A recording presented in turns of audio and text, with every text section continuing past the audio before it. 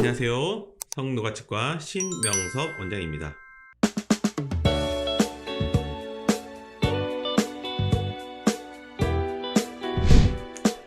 저는 충치 때문에 죽을 정도로 아파요 이렇게 얘기하는 사람들 많이 봤습니다.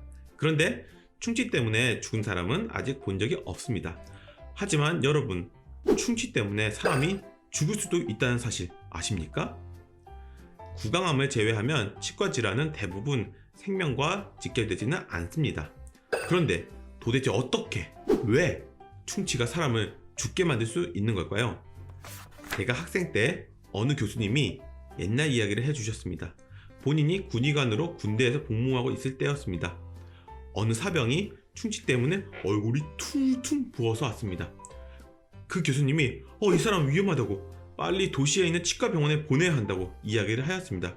그때 곁에 있던 소대장이 뭔 충치 때문에 도시까지 가! 엄살이야! 참아! 이렇게 말하는 것이었습니다. 교수님이 여러 번 이야기를 했는데 말이 통하지 않자 상사인 소대장에게 야 이 새끼야! 얘 죽으면 네가 책임질 거야! 라고 소리쳤다고 합니다.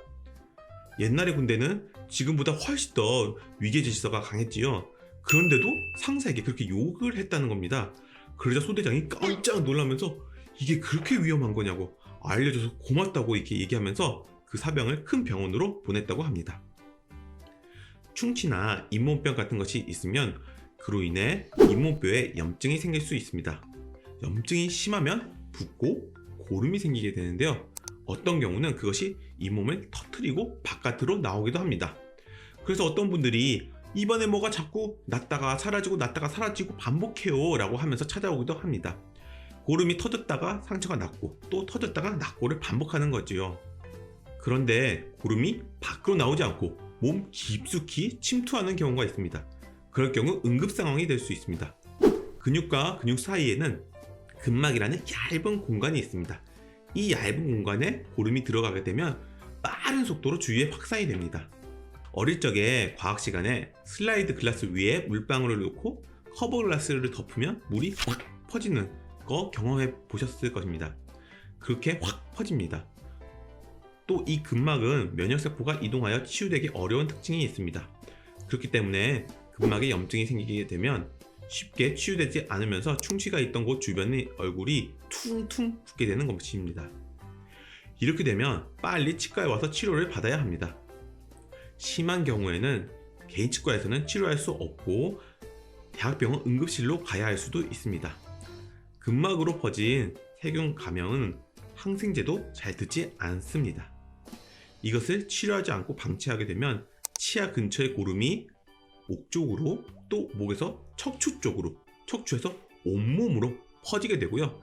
결국 세균이 온몸에 퍼져서 폐혈증에 이르러 사망할 수도 있습니다.